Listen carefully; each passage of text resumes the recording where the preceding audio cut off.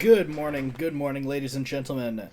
This is your host, Jake, and welcome back to Week 8 of the CPU BS. Now, we are entering into the home stretch of regular season play. Last week, the standings started to solidify themselves. The Woohoo Woopers have locked themselves into a guaranteed playoff spot and are looking to extend their lead. Currently, here are our standings. The Woopers stand atop the league at 6 wins, 1 loss with a match differential of 9 points. Beneath them are the other two titans of the Hyrule Conference, the Marauders and the Star Cleavers, at both 4 wins and 3 losses each. The Marauders with a differential of 4, the Cleavers with a differential of 1. Just below them, currently the only member of the Mushroom Kingdom Conference with a positive record, is the Lumiose Lattes, also at 4 and 3 with a -1 differential. Despite having a negative differential, their record is still keeping them in the top 4. Beneath them, both the Midgar Myrmidons and the Gerudo Sand Dragons, with 4 losses, 3 wins, and a differential of +1. Now, the Myrmidons have the 2-0 series over the Sand Dragons, so they are currently ahead. In 7th, the Vibe Island Tea Time at 2 wins and 5 losses with a -5 record. And at the very bottom, Becca and the Awkward Squad with 2 wins, 5 losses, and a -9 record. Now, the Awkward Squad have proven themselves able to be spoilers and Kingslayers. That will be important as we go into this week. Here's our schedule. First, we have the Myrmidons versus the Lattes. The Lattes are going to be trying to hold on to their positive record. The Myrmidons are trying to claw their way up the rankings. Next, the Tea Time versus the Sand Dragons. Both of these teams' seasons have not gone quite the way they would like, both hoping to scramble their way up the standings. Third, we have the Woopers versus the Awkward Squad. The Woopers are hoping to be able to catapult themselves to a guaranteed semifinals appearance. They might be able to do it this week. Finally, is the Marauders versus the Star Cleavers. Both teams hoping to get that second guaranteed semifinal slot. After this week, we will be shifting over to our last set of cross-conference play. So this is the last time that these teams will be seeing their in-conference opponents so far this season. But without further ado, let's get into the action. Our first match today is going to be that match of the Myrmidons versus the Lattes. Let's pull up these players' standings and talk a little bit about how they got here. For the Lattes, the season has been hard fought, but they have managed to build themselves a pretty solid roster and are currently trying to maintain a positive record.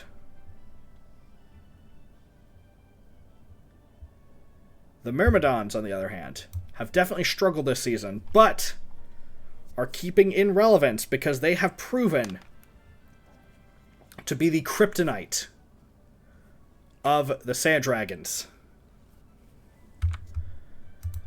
Now, as we load into our first match, we are going to Brinstar, GameCube Brinstar.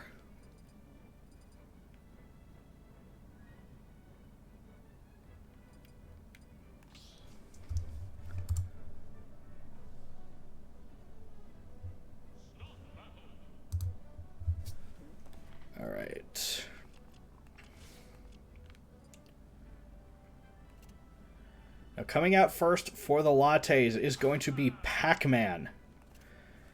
Pac-Man having been a bit of a wild card for this league. No, actually, Pac-Man being a pretty consistent performer for this team. 3 wins, 1 loss, hoping to pad out that record up against the league's punching bag.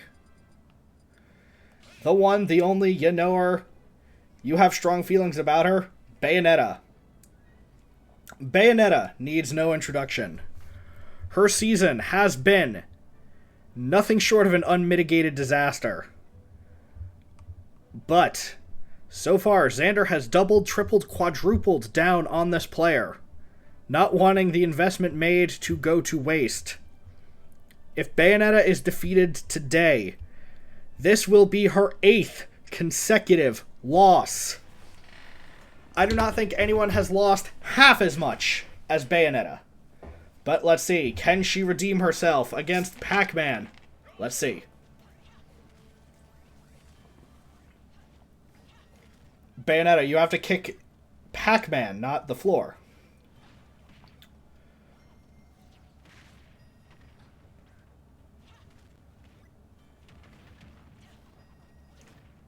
Not off to the best start already.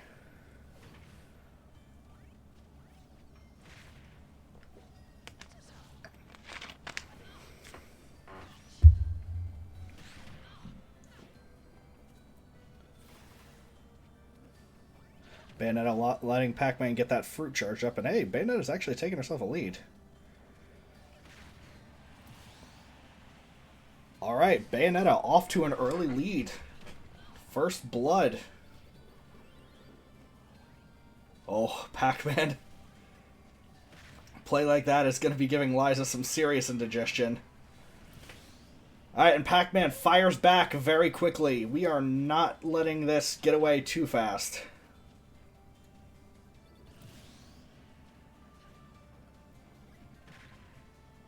Well, Pac-Man donates that kill, holds that trampoline too long.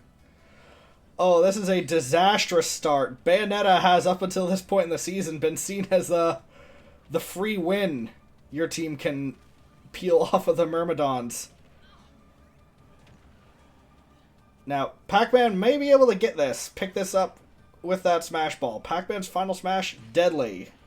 And he will do so.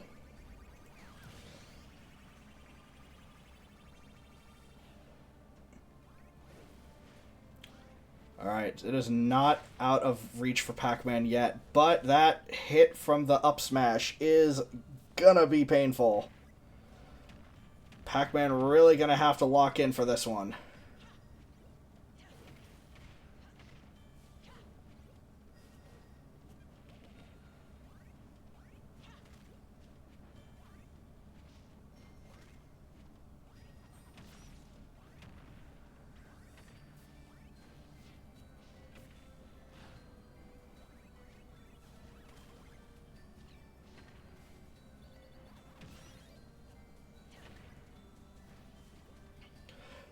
Folks, this one is a nail-biter. Will Bayonetta be able to beat her unrivaled losing streak?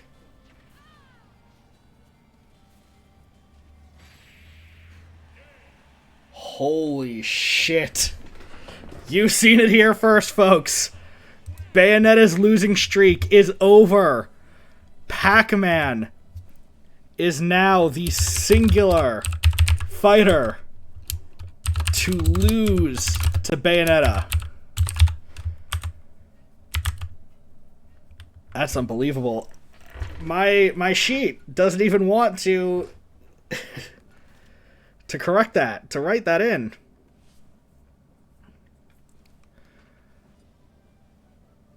Alright, well, with such a fortuitous start, things are looking up for the Myrmidons.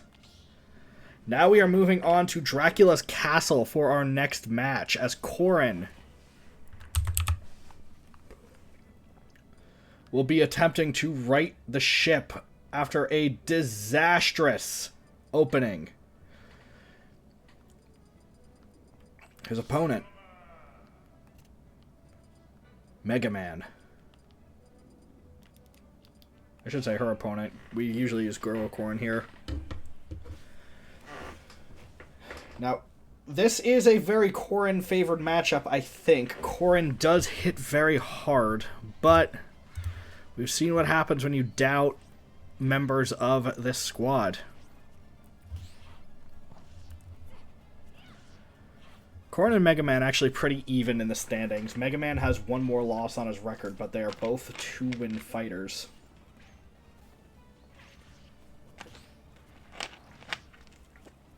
Corrin getting some good hits in early.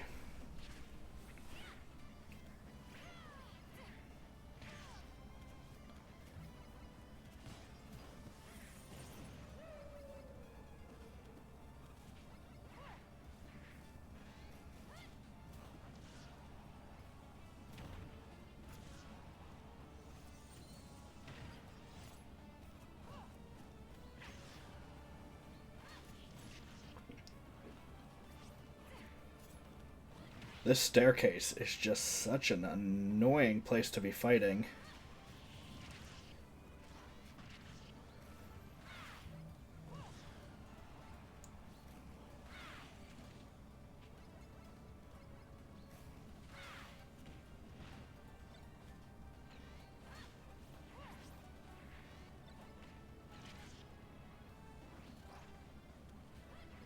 Corrin just can't get a good shot on Corrin from there.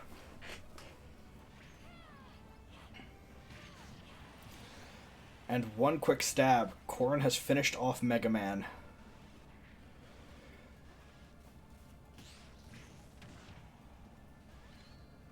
Corrin's confidence has to be shaken after that first match.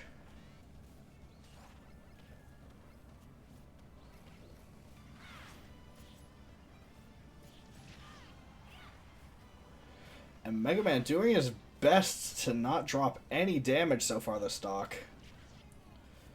This play has been immaculate. And Mega Man's brought this right back to even.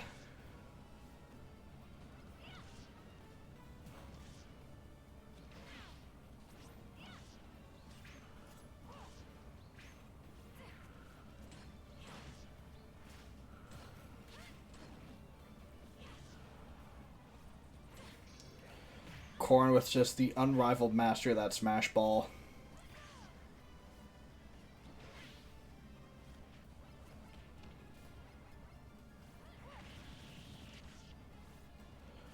Can't get it off. Corrin, fire that thing. There we go.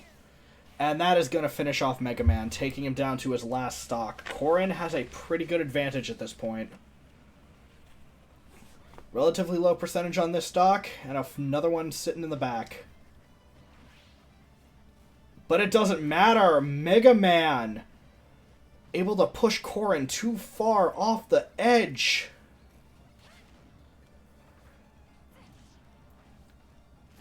The Myrmidons know where we are in this season, and they are locking in today.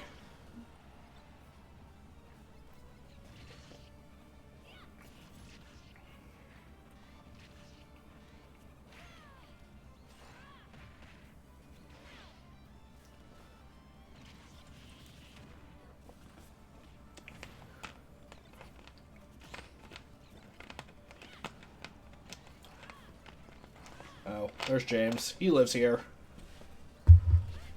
We don't like to talk to him. But what we do like to talk about is where this match is right now. And Corrin, with that one airstrike, able to knock Mega Man out. There's still work to do. But Corrin has managed to at least bring this back.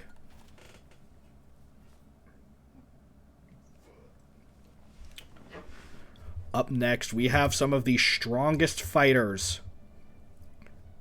in both of these franchises. And we are going to... Spaghetti-O. The Disaster Zone Skyworld.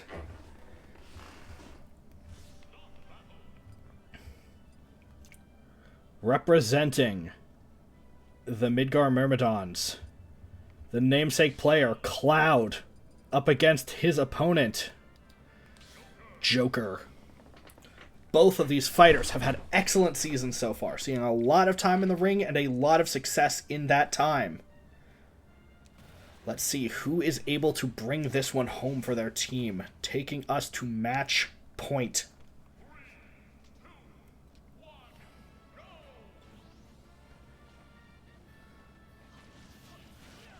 I always say, folks, match 3 is the most important set in an event like this. And so far, Cloud is opening fierce and fast, but Joker is not going to let himself be taken advantage of. Definitely a bit of a reach disadvantage. Joker with that little knife. Oh no! This has been a disastrous day when it comes to self-destruct for Liza. Oh, lordy, lordy, lordy. Joker avoiding disaster off of that.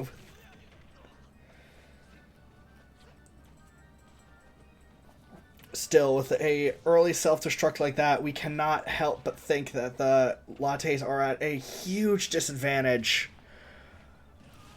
Oh, Lord. Cloud is dominating this match. These platforms are deadly, but especially for characters whose recovery is, well, like Joker's, based on a grapple. We are going to have to see Joker playing absolutely out of his mind to have any chance in this, and I just do not see that happening. Alright, well, this should take Cloud down, but that's still 2 whole stocks Joker's going to have to get through. No, it doesn't even get the kill. He's just shy of the execute threshold.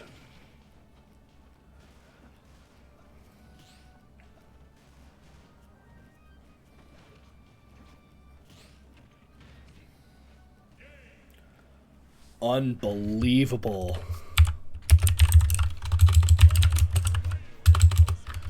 Folks, we do not see very many 3 stocks in this league.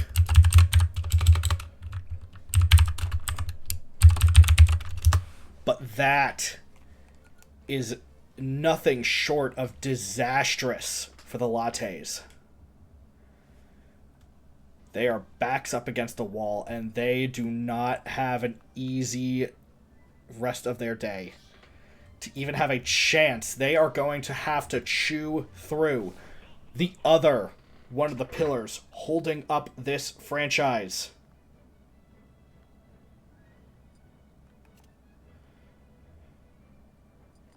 Our 4th string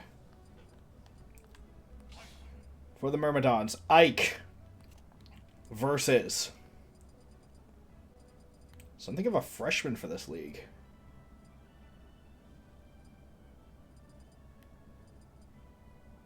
There he is.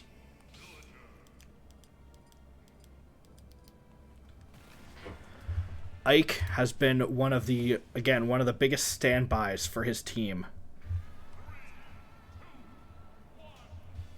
Villager, on the other hand, this is his first time actually seeing ring time this season.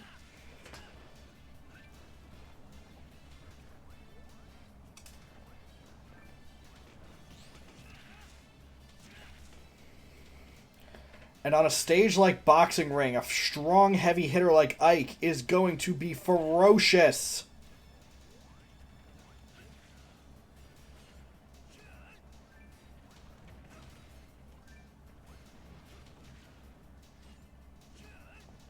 Villager not even really hitting too hard with those gyroids.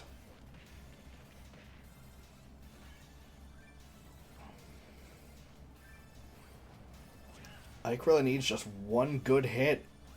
This close to the blast zone, Villager will go flying. And doesn't even bother sending him off to the side. Sends him flying straight out the top.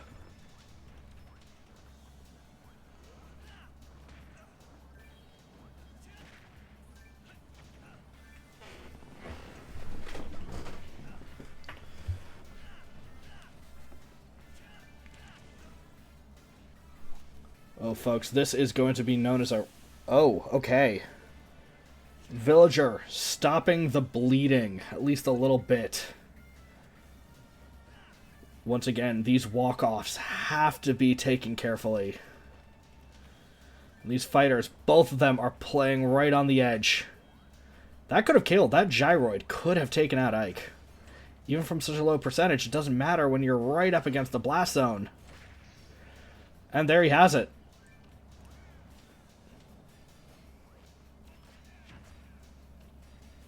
Almost Ike. Alright, that smash ball is off. Let's see, can Ike grab it? No, Villager has it again.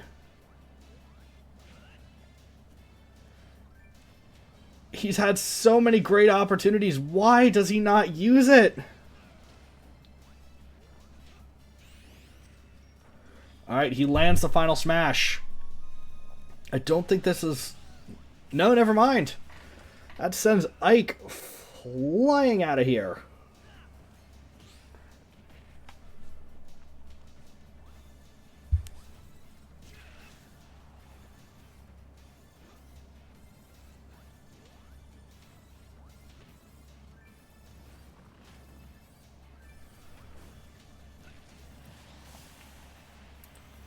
And a good hit from Ike brings this right back within striking distance. This is anyone's match, folks.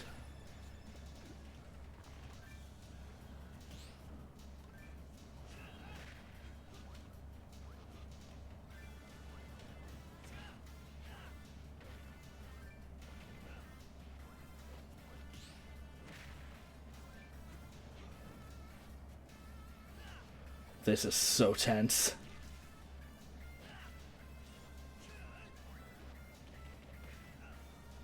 Any of these heavy swings from Ike, any of those hits from Ragnar, if he hits him off to the right, this is over.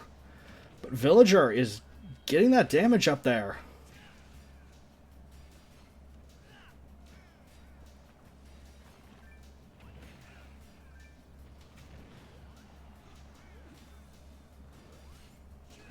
Back to center ring.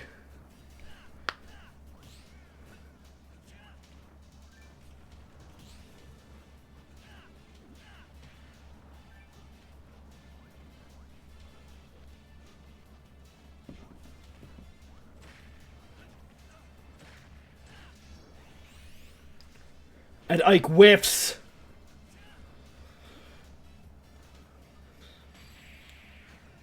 Unbelievable. Villager, the out of nowhere fighter for today, comes in, takes down one of the marquee players from the Myrmidons.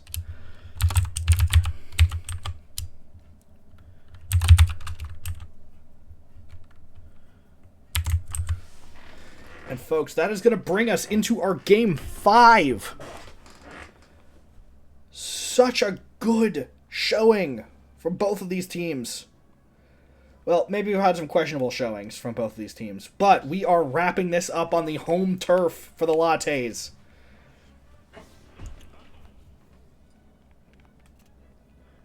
And they are bringing a bit of a maverick. The Ice Climbers taking on Mr. Video Game himself, Mario. Ices have been frequently picked, not always seen for the Lattes. This will be their 4th appearance out of 7 picks. Mario, on the other hand, has not been looked at before this week.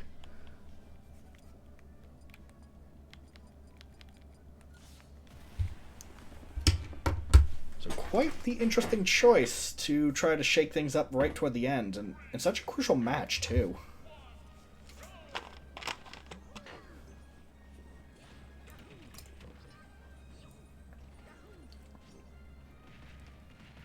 Knowing where this tower has wound up, it's a little hard looking at it like this.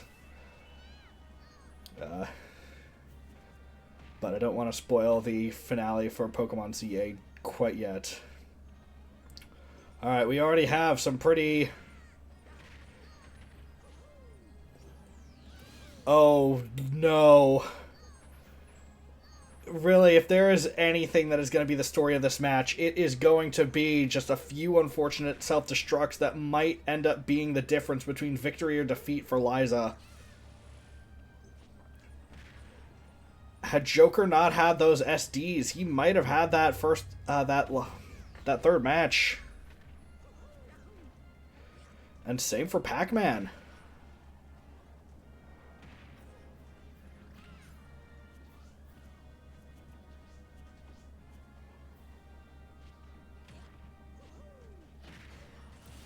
Alright, Mario's taking his first stock off. So, the Ice Climbers are not at too big of a disadvantage just yet.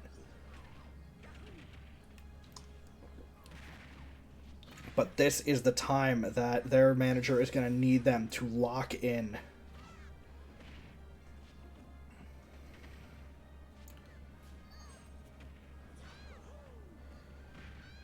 Pretty big shakeup roster-wise this week. The Lattes had been using the same roster for multiple weeks in a row, but this time we've got a bit of a shakeup going for them.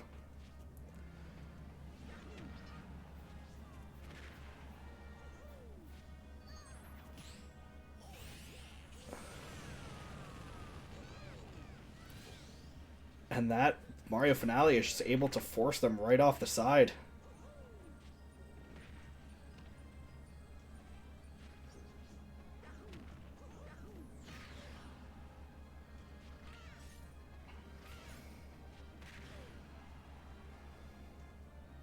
One more good hit should take out Mario.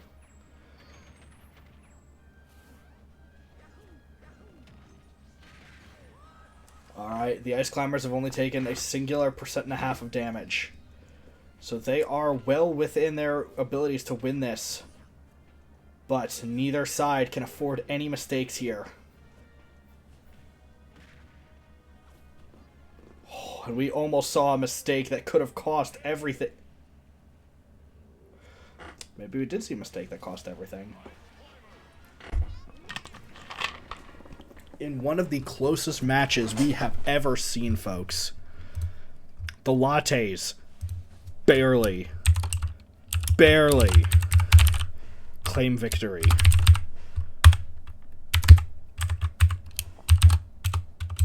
Over the Myrmidons. That is going to advance Liza to a 5-3 standing, which I believe does confirm her for a playoff spot.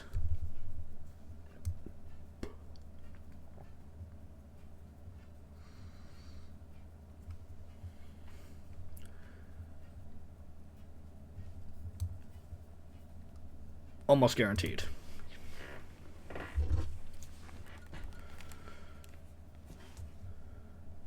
And that is going to bring the differential for the Lattes to an even 0. Which is surprising considering they are up 2 wins. Just shows that the wins they have managed to clinch have been hard fought.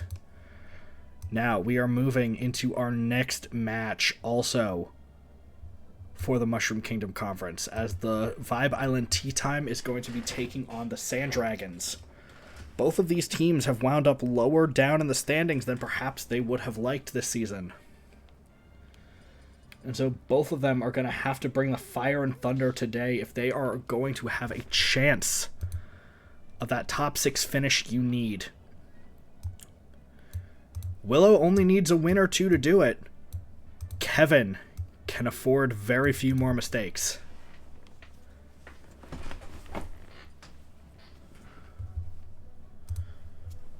Our first match for this next set. Fox will be taking on the People's Champion from the Sand Dragons. Fox versus Donkey Kong. Fox is up there. Not quite Bayonetta tier, but currently has one of the longest losing streaks that has not been broken. at 0 wins and 4 losses.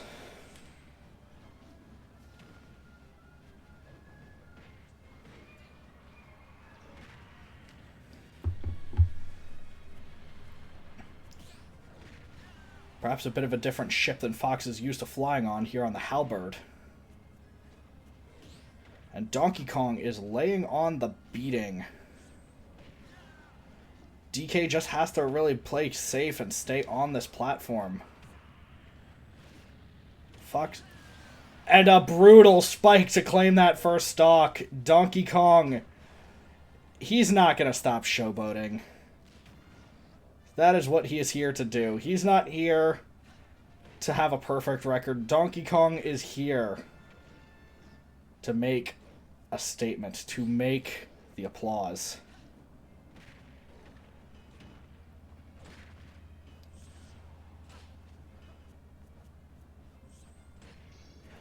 And DK has that final smash.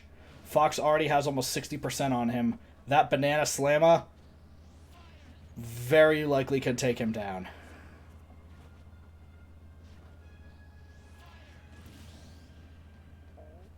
Questionable play by Donkey Kong.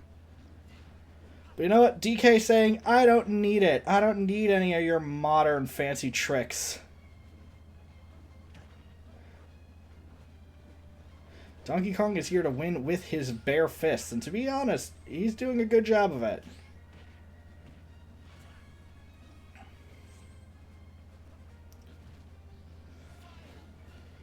Donkey Kong is another fighter that does score very well on that Ganondorf index I've talked about. The fewer buttons a fighter has to press in order to win, they tend to do quite well. And with one slap, Donkey Kong sends Fox into the stratosphere.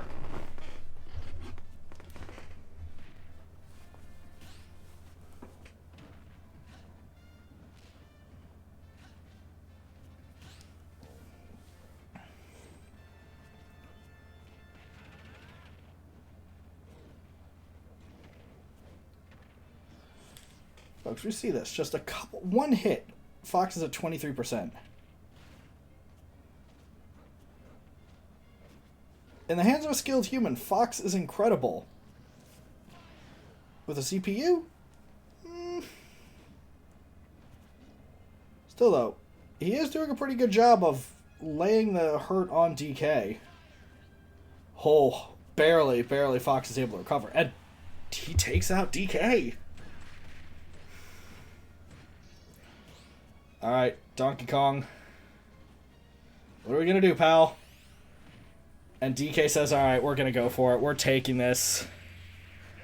And with one brutal punch, Donkey Kong takes that first win. A great start for the Sand Dragons. Next, we are moving on to a stage that we have not seen very much of, if not at all. I don't think we've seen a small battlefield thus far.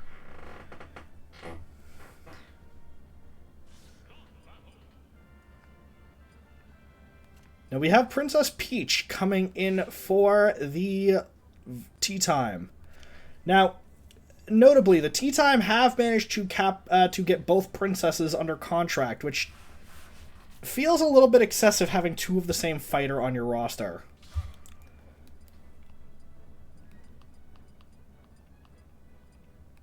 For the Sand Dragons, however, we have their standby, their franchise player, Ganondorf.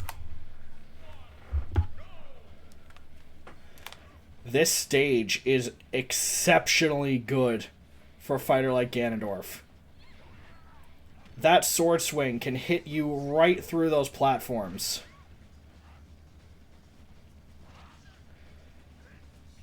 And folks, the Ganondorf index was named after this fighter, so you know he hits and hits hard.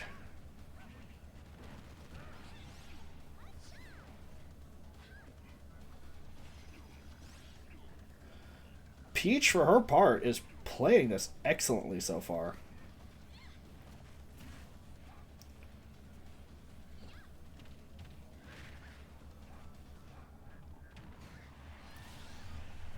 And an excellent combo takes this first stock for Ganondorf.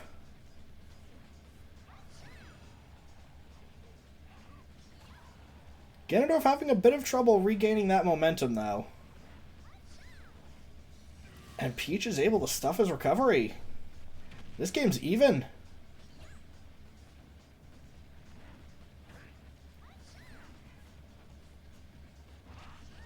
But man, that sword hurts.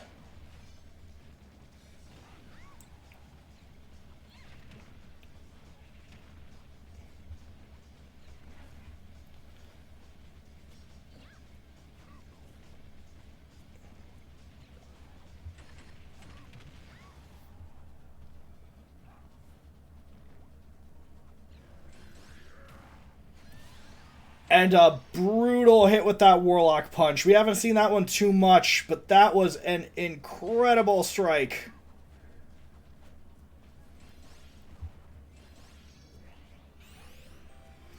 Alright, Peach lets it rip. Now can she capitalize on it? Yes, she does.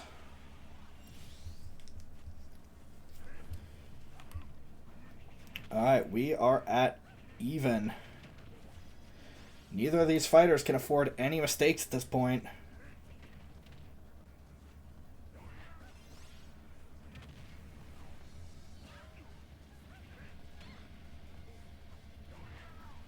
Man, Peach just managing to weave in between these sword hits from Ganondorf. But that stomp! That infamous Ganondorf stomp of death!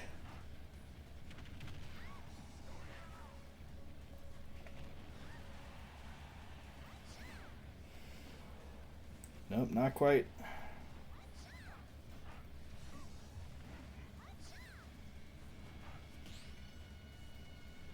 Folks, we expect Ganondorf's... And again, that kick. Ganondorf with a beautiful finish.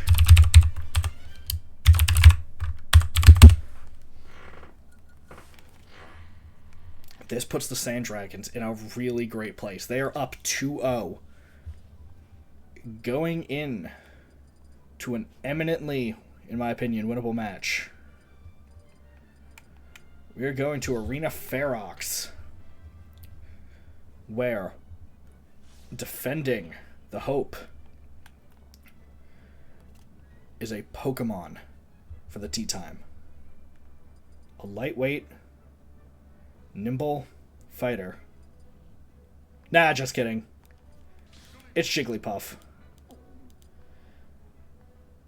Now, Puff, I love Puff. Maybe not the fighter you want serving as your last line of defense. Wario has been, again, in many cases, always the bridesmaid, never the bride. 7 picks. This is only his 4th appearance. But Jigglypuff has shown up twice so far, lost both times, and against a fighter like Wario, who can keep up such an impressive combo game, I'm not sure how I feel about this one, everyone.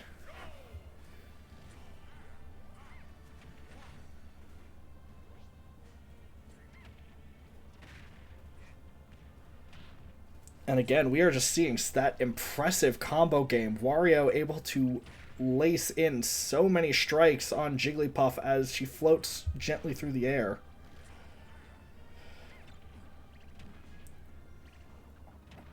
That motorcycle really not doing too much, but Wario able to use the many strange ways his body can move.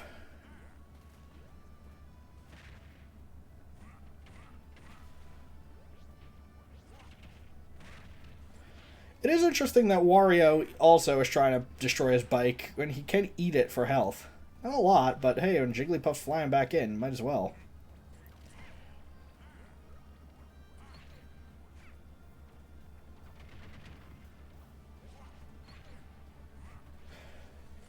Honestly, it makes sense Wario is a combo character, just because someone as weird as him would probably have a lot of just strange movements that he's able to tie in all together.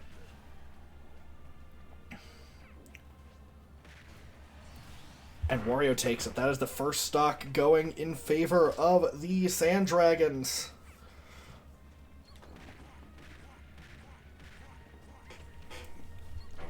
An impressive combo there. A 3-0 victory would do major good for the morale for this team.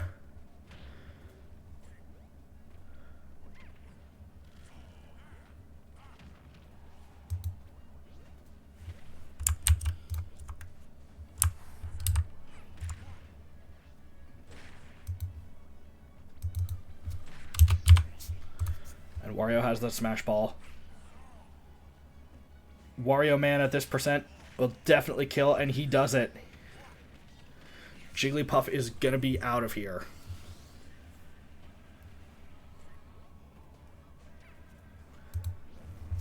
A win for Kevin here will put him back ahead of Xander and get him a much better position going into these... Right, I forgot who we're dealing with here. Jigglypuff does not self-destruct like that.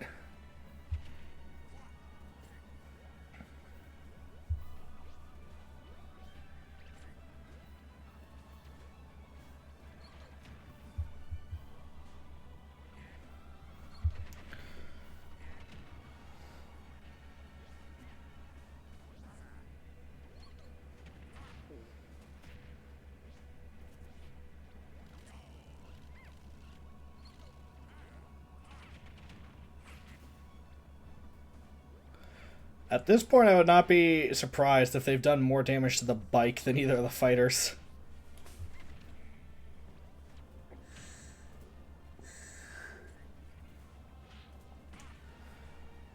Honestly, a 3-stock might be on the table for Wario here. We do not see too many of these, but we might be in for 2 in one night. Oh no. A flubbed rest.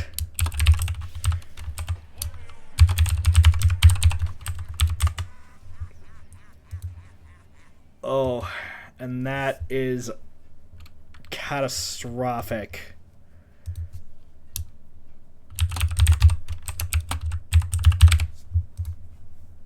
A 3-0 win is going to put the Myrmidons, or no, the Tea Time down to a -8 differential at a 2-6 record. The Sand Dragons have broken even. And now, for our third match, we will move on to the set that may determine whether or not Willow is left alone at the bottom of the standings. As we go back to Brinstar for the Woohoo Woopers versus the Awkward Squad.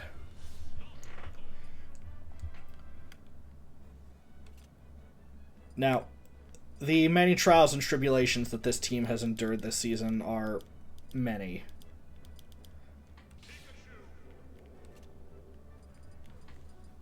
And the Woopers are hoping to recreate their Week 3 win, where they were able to dominate over this team.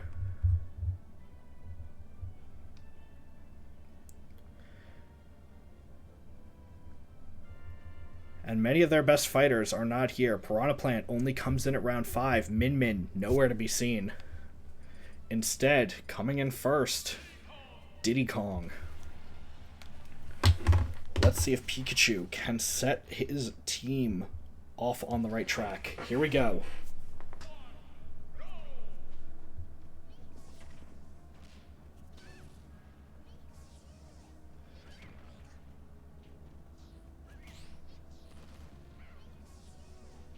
Pikachu, once again, was a later season acquisition, but so far has been working out incredibly well for his new team.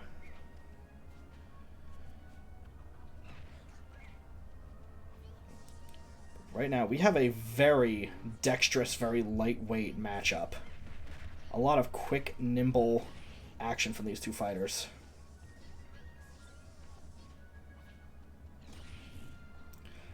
Pikachu getting some really good hits on that down aerial.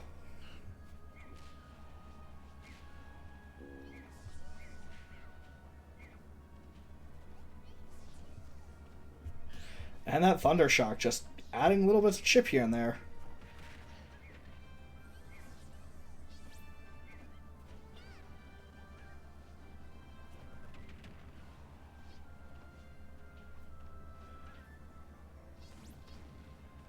Really surprising, just neither of the electric rodents seem to have much interest in using their thunder attack. Pikachu, there's really no downside in doing it. And we've got our Smash Ball.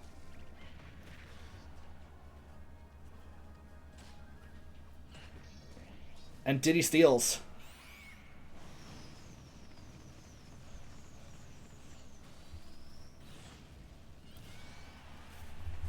And Diddy's able to take Pikachu off the board.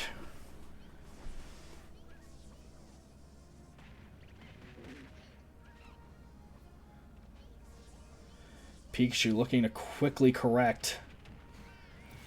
And he does. Diddy's down, leaving only a small advantage for the ape.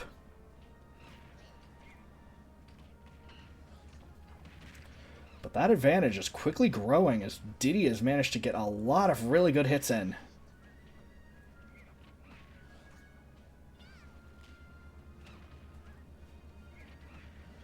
Folks, I swear to God, if it ends up where the Star Cleavers are the only team in this conference with a 2-0 record against the Awkward Squad. Man, Diddy has done excellently this stock. The download really came through here. Pikachu just cannot get onto him.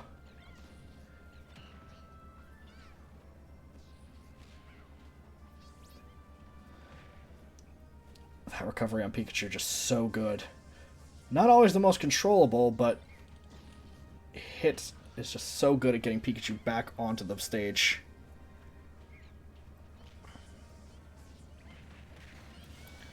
And Diddy takes that stock. Diddy is able to make the recovery.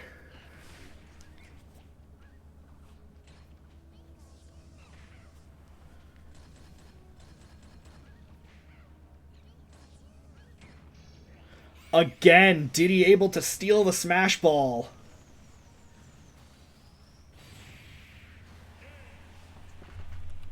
And Diddy Kong defeats Pikachu.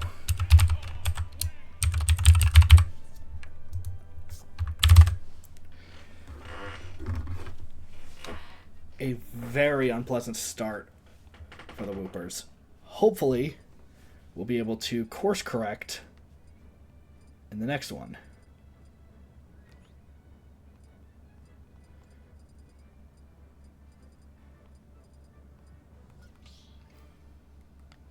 Oop. Quick mistake to fix. We are on the battlefield.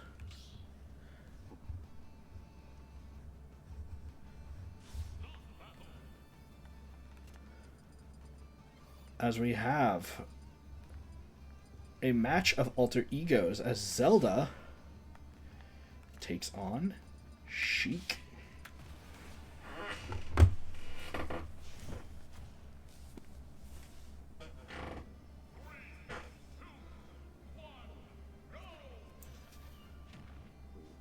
An interesting match. Sheik with some very impressive performances, but also not the best performance outside of a couple clutch wins for the team. Zelda, on the other hand, having been the franchise player for this team so far, not a great start.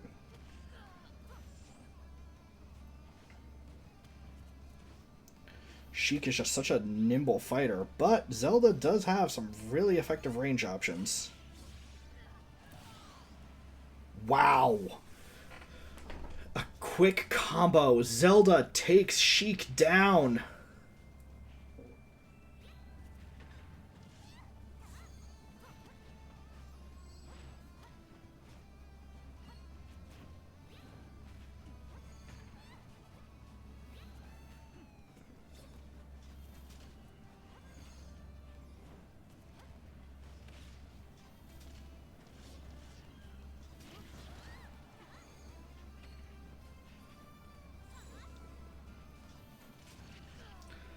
That Phantom. Such a good weapon in Zelda's arsenal. Really using it well today. Going in, following up with the Fireball too, the Dense Fire.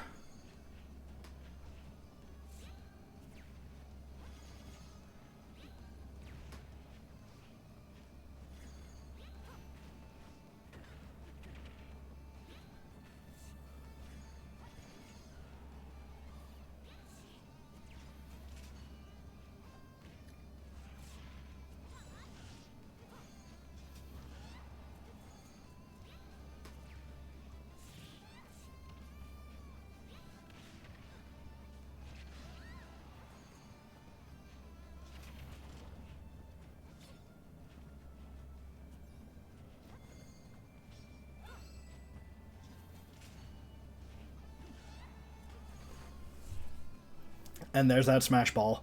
At this point, this will easily kill whoever is on the receiving end of this. And what either fighter would like is to get the KO and then fire it off. But Zelda flips the script. Kill Sheik takes away that Smash Ball. Zelda showing why she is one of the top-rated fighters in this league.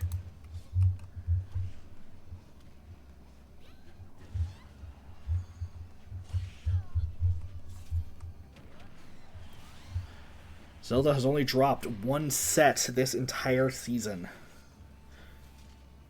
And she is looking to extend.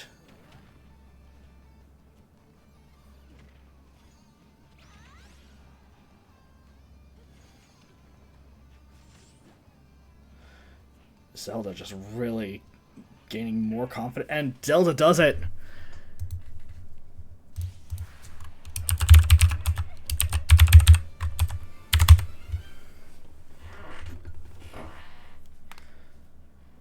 Zelda takes that match, and we go into our third match.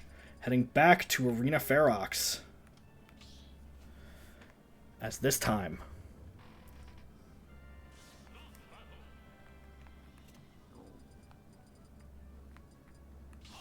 Pyra will be taking on Terry. Let's get into match 3.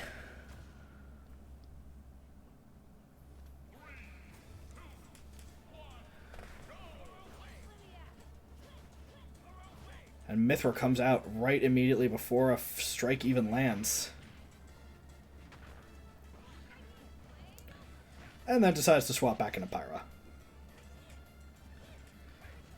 Once again, Pyra being the slightly slower but harder hitting. Mythra being a bit faster, longer ranged, but not hitting quite as hard. Pyra's got some really effective kill options on her. We are hoping to see those. The less time you can let Terry spend in his go mode, the better.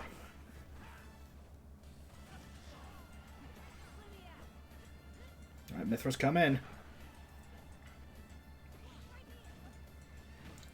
Only to swap right back into Pyra.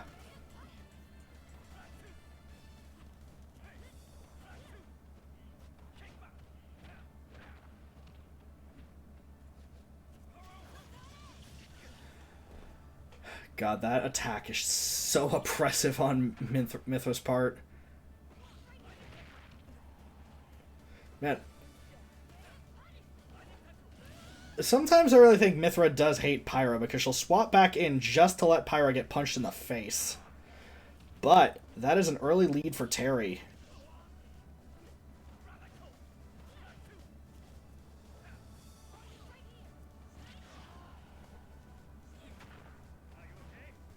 Oh, gotta watch out for that Buster Wolf. And, oh my goodness.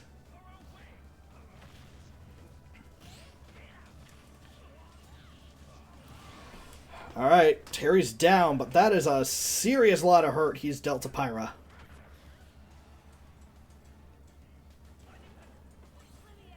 Ah.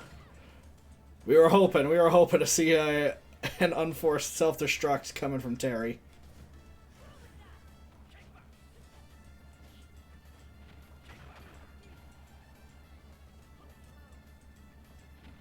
Mithra, it's right there. That's how I'm feeling, Mithra. That was such a bad series of play. Alright, Pyro's got it. Can she make use of it? No, Terry knocks it off.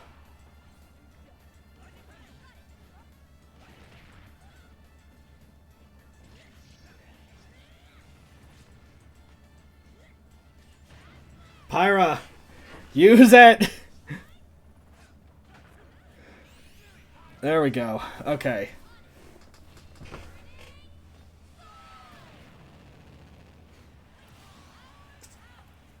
That is definitely a kill, but Pyra still has an uphill battle. Terry on a fresh stock. And really just continuing to bully Pyra Mithra.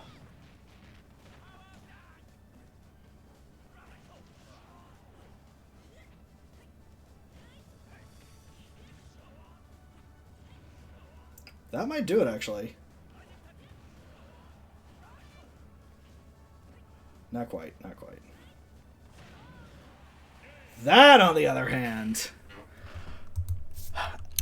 even with a bit of sloppy play, Pyra is able to take it, bringing this to a 2-0 series. Still, though, after a match like that, not something that the coaches are going to be necessarily happy with. Pyra might get a bit of a talking to in the locker room after this. She won, but definitely could use some cleanup.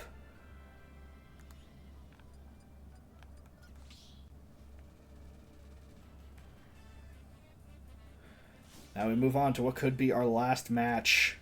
Coming in is the hero. There he is. Taking on who is hoping to be the hero for the Awkward Squad.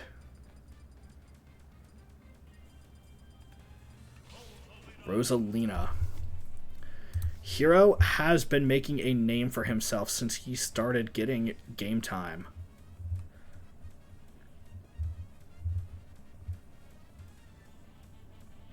Rosalina, on the other hand,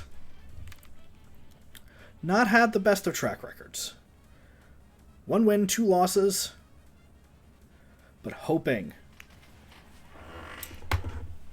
to start striking out a name for herself. Can she slay the Kingslayer?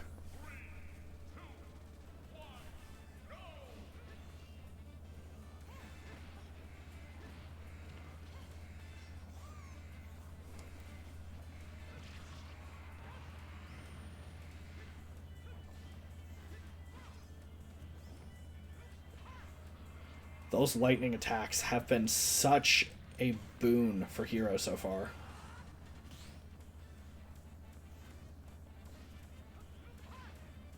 Still, Rosalina doing a pretty good job zoning him out with that Luma. And Luma has been killed by the Hocus Pocus.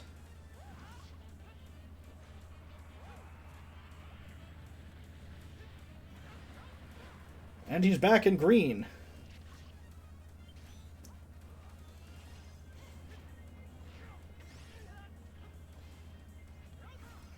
Hero just really having a hard time really getting his footing down here.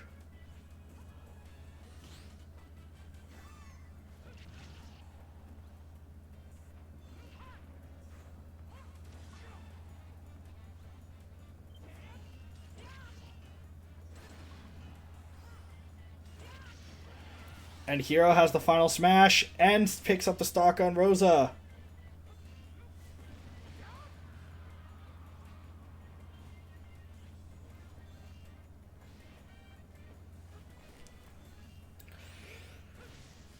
This probably won't get the KO, but this is going to put a lot of damage and pressure on Rosalina.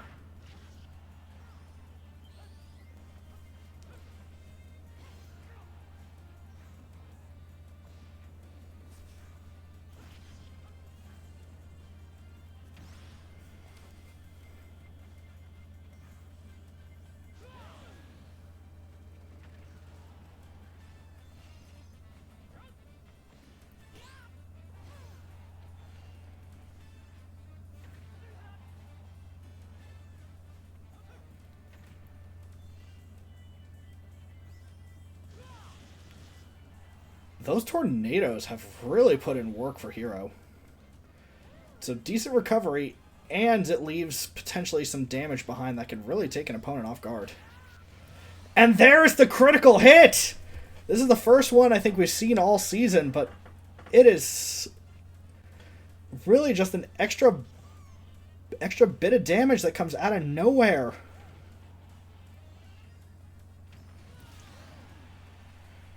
Rosa trying to right ship, but she is down an entire stock, and Hero has a full mana bar.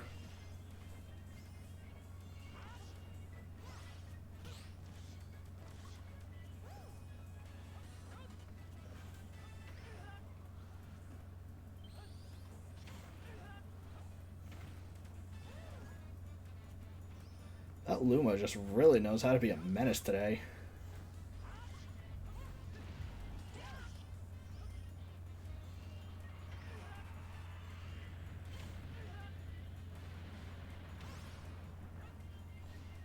Rosa doing a good job trying to keep Hero away from that star.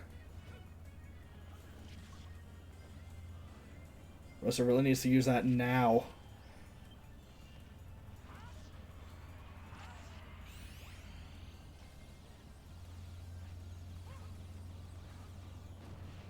And Hero just able to walk out of it. Rosalina's final smash.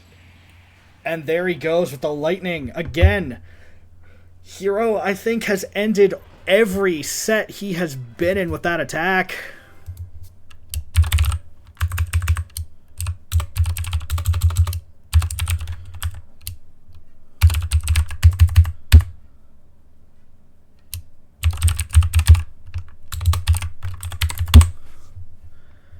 And with that, the Woohoo Woopers are able to secure their 7th win of the season.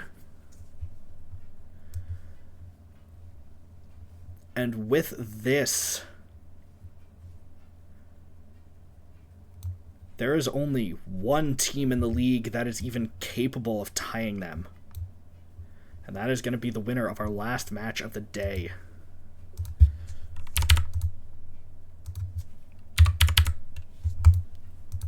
Which is going to be the Moga Marauders versus the Star Cleavers. Now, the Cleavers were the first team to prove the Marauders mortal. Let's see if they can do it again.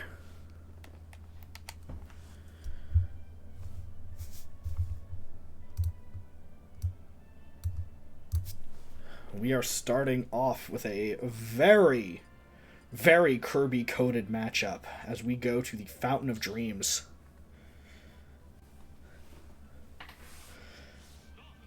I refuse to believe that GM Danny did not do this intentionally, where we have Fountain of Dreams with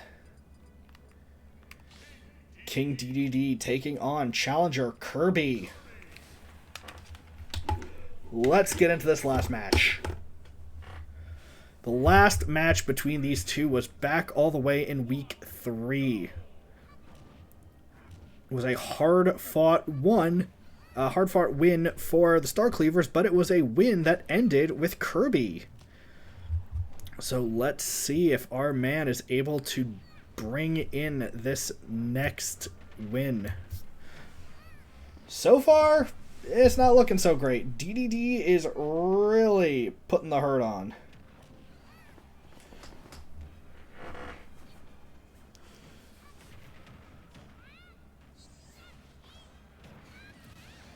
And that is a quick stock for DDD.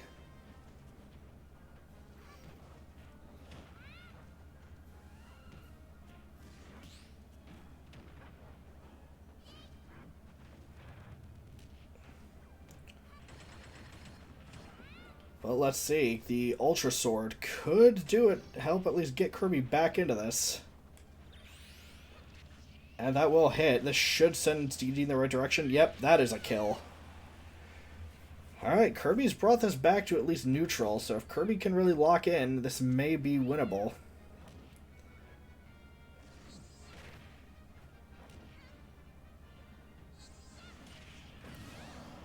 Oh, Kirby's trying to accelerate the pace. We are down to our last stock already.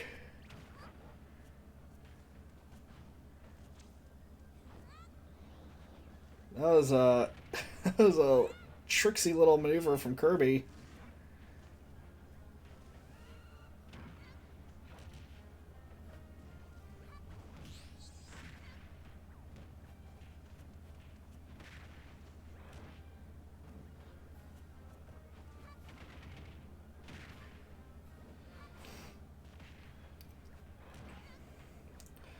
Oh, this is a nail biter.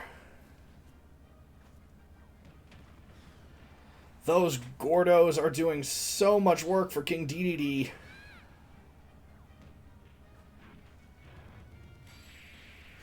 Oh, despite his best efforts, DDD is able to claim that first game. Putting Logan off to an early lead. We have plenty of great matches left for you folks, so don't go anywhere. Oh boy. Alright, we are heading back to Spear Pillar. One of the other venues that is probably going to get removed for next season. Congo Falls was banned after the hijinks of last week. But Spear Pillar has remained in the rotation, at least for now, as Mewtwo will be taking on the one-winged angel Sephiroth. Both of these fighters are some of the most daunting opponents for both of these franchises. Let's see how this goes.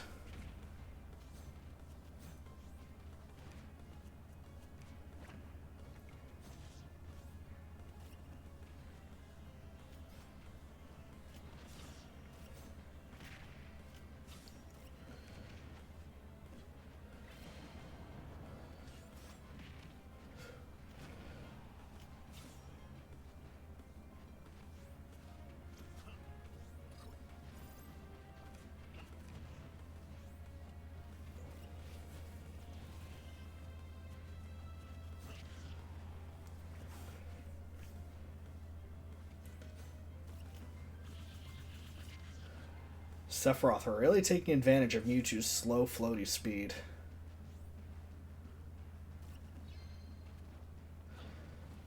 And again, Sephiroth's advantage has always been his range, the sheer size of this man's blade.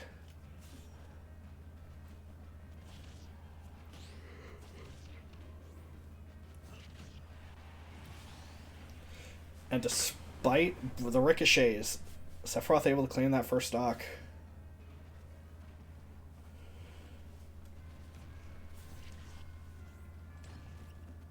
Mesprit has made an appearance, but stage hazards are off, so I don't believe it does anything. Alright, let's see. Will Sephiroth do it? This shouldn't KO, at least not yet. No, but Mewtwo's able to take it off.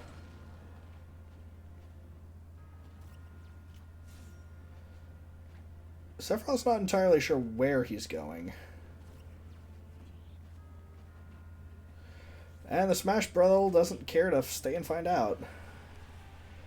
It's very rare we have a Smash Ball just leave like that.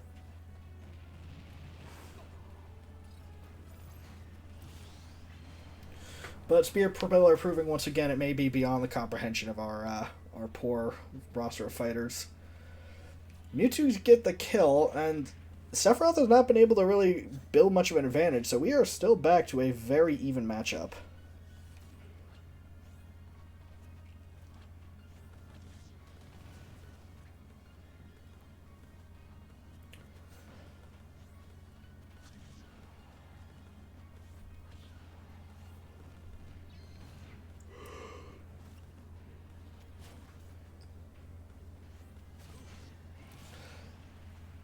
But we were talking about advantage. Sephiroth has now got a full stock up on Mewtwo.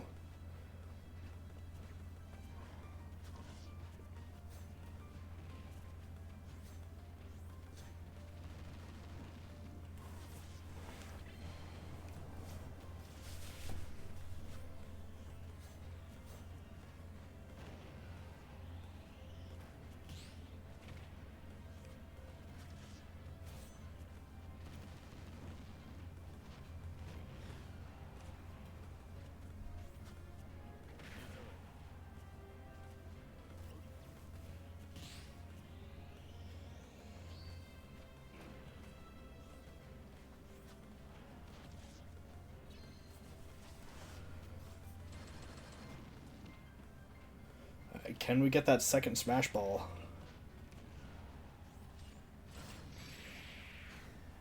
No, but that hitbox clips Mewtwo, and Sephiroth takes the match.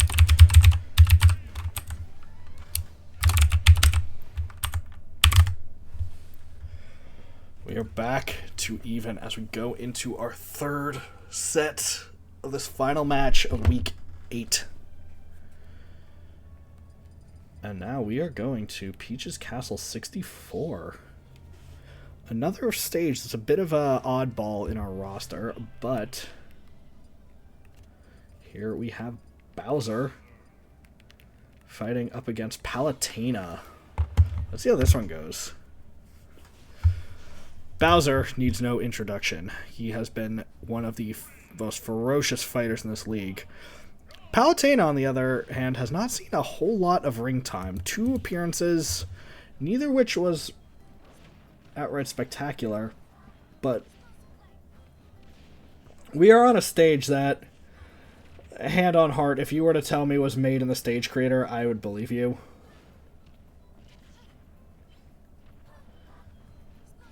Interesting, the turning off the hazards does stop that lower platform from moving.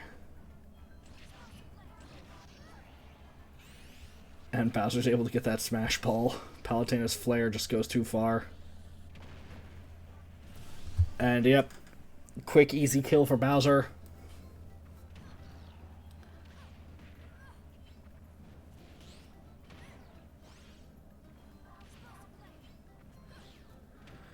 Bowser, again, just a much more nimble fighter in this game than you would expect him to be.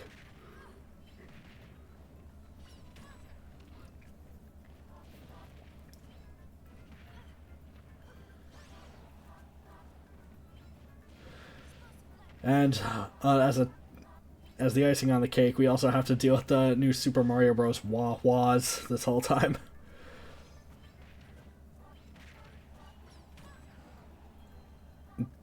Bowser is just putting such a beating on Palutena. This is... Even if she does get this, she's 100 percentage points up. Bowser really just needs a good hit or two, and she still cannot get that KO. Palutena is not necessarily super well loaded on kill option. Oh, that's an option, I suppose.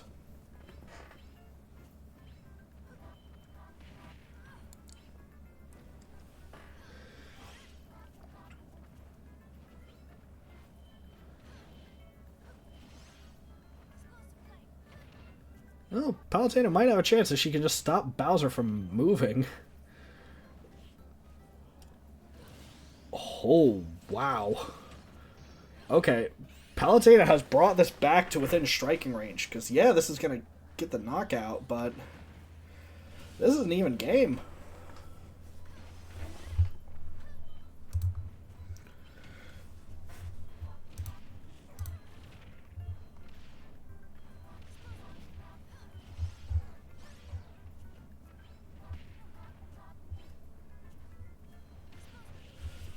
Bowser has only lost 1 match so far to Sora, so it would be incredible if the Star Cleavers were able to be responsible for both of Bowser's defeats. Oh, that Pillar of Light could have been it. Could have been it. Palutena smells blood in the water, and she is going for it. The explosive flare is not working. Try something else.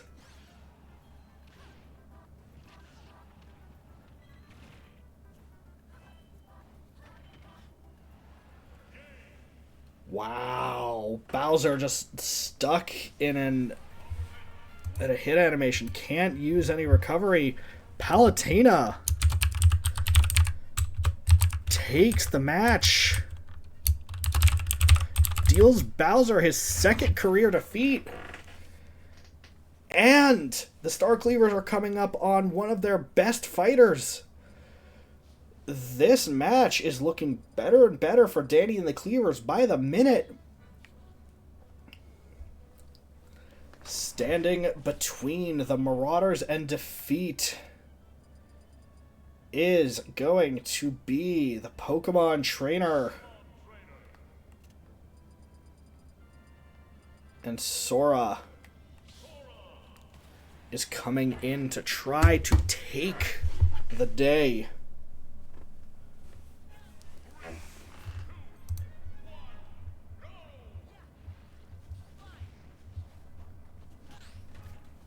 Sora hasn't been a flawless rep, but he has been a clutch presence for Danny. Definitely making a strong case for his first pick status.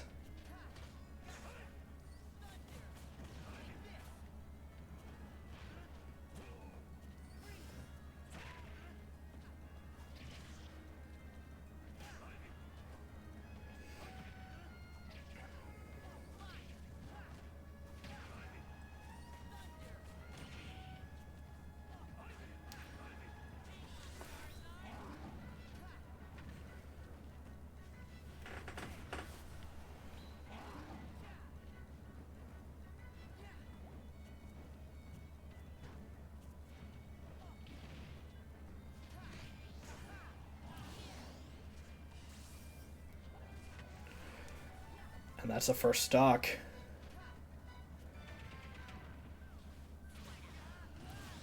But Squirtle quickly is able to equalize. We are back to neutral.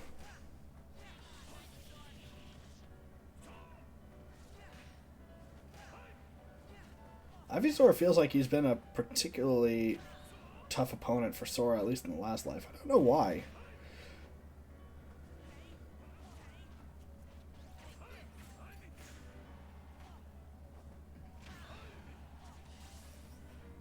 But man, Sora just laying the pain down. Sora really wants to get this match over with.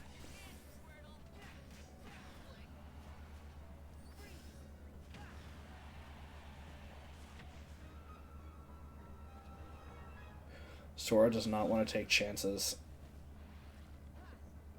And he is putting a really good show on. That was an excellent hit, and Sora is at an incredible advantage state right now. Alright, let's see. That Smash Ball could be the deal sealer. But it also might be Ivysaur's chance back. Oh, and this has suddenly gotten much, much worse.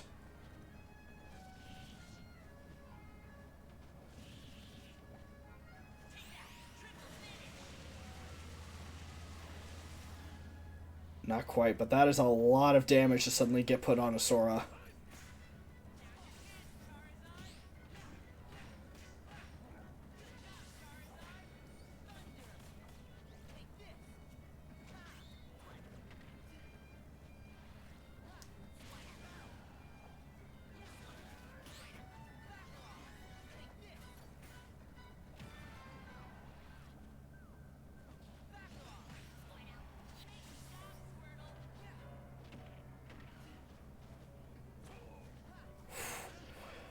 That attack from Ivysaur could have finished off Sora. Luckily, he dodges.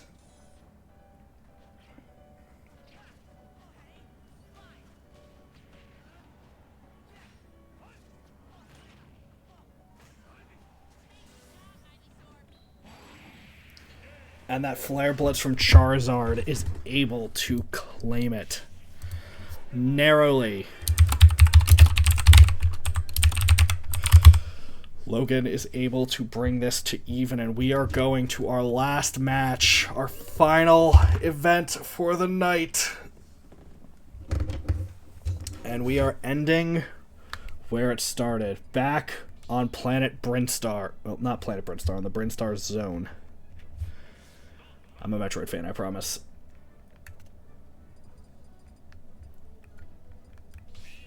Bit of an unconventional pick from the Cleavers. Count Arvis coming in, but his opponent, one of the scariest in the roster, Ridley. Now let's quickly take a look in on these two players' stats. Arvis has shown up twice. Won one, lost one. Ridley, on the other hand, actually about the same. So, Let's see how this one goes. Someone is going to be claiming the victory here.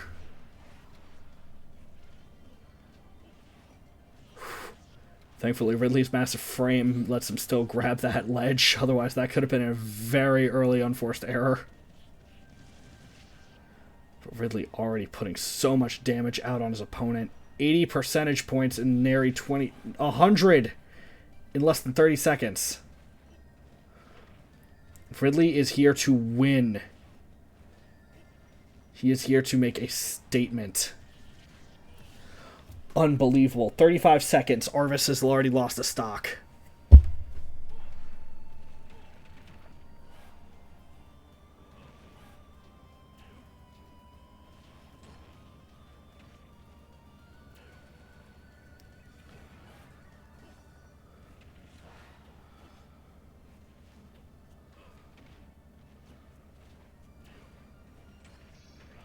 And Ridley's got that final smash. No. Right over Arvis's head.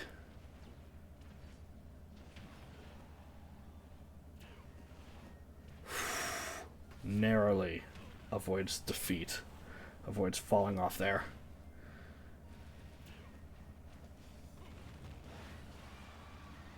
Alright, and gets that shooting star. Arvis is not out of this yet.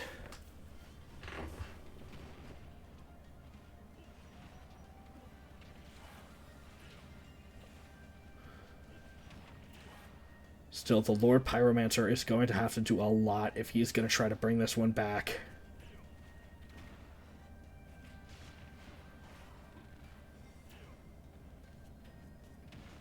Samir, did Arvis just clip through the stage on that one? No time to ask those questions, though. This match is already right back at a fever pace. Again, Ridley able to grab onto that ledge. This map is so janky, but Arvis takes the KO. Both of these teams know so much is riding on this bout.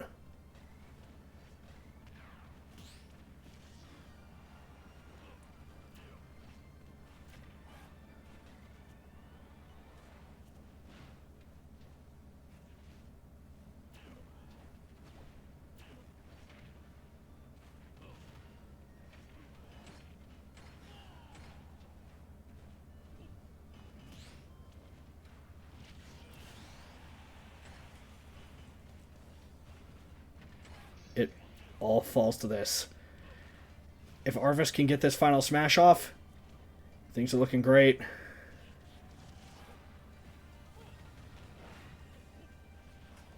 He just needs to remember to fire it. The B button's right there, buddy. And point blank, Ridley will be evaporated. And that is going to claim the match for me, Gunnar Arvis.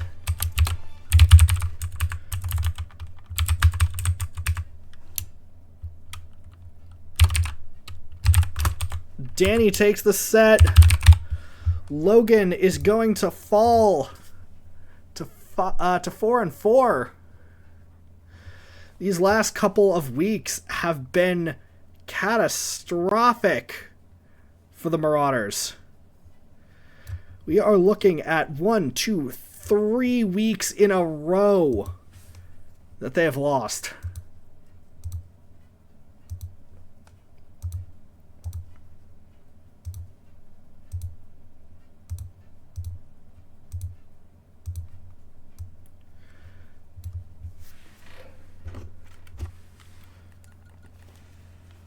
Alright, and now it is time to update the standings. Logan goes down to a 3, Danny goes up to a 2. And I believe I put everyone else's differentials in. So, let's look at how the standings are looking at the end of week 8.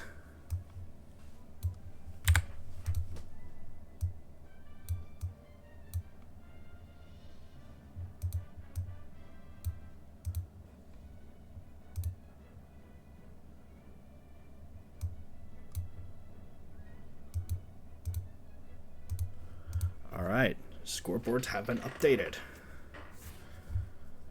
So, here's where things stand. The Woohoo Woopers are now nigh guaranteed a semifinals bye.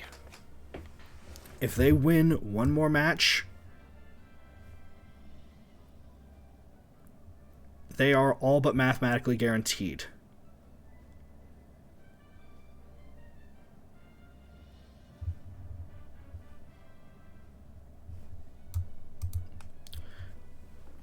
Gunning also for that semifinal, for that quarterfinals bye,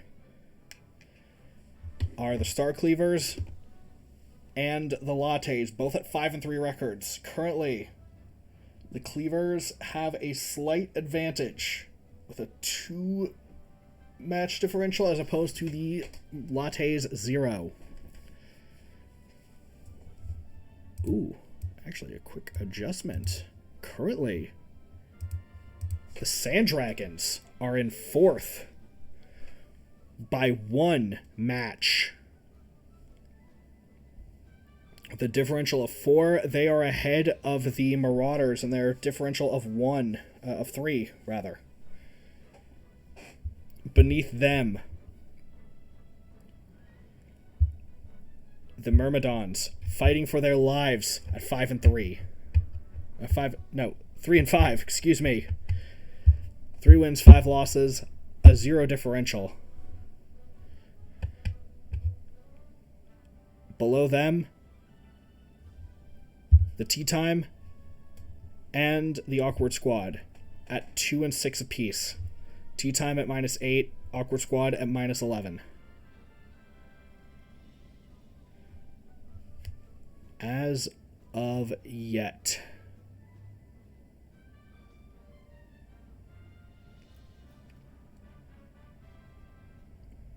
nobody is fully eliminated from playoffs. But if either of the bottom 2 teams lose one more,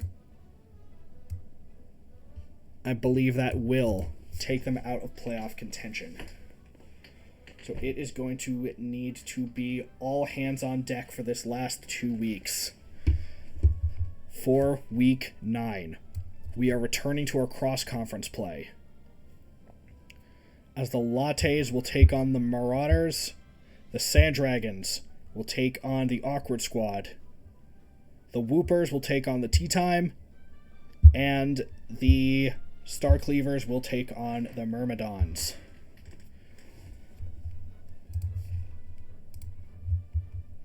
We may be giving a brief hiatus over the Thanksgiving break. We will determine that as we are getting ready to broadcast. But in the meantime, I'm your host, Jake, and this has been Week 8. Signing off, and have a great rest of your day.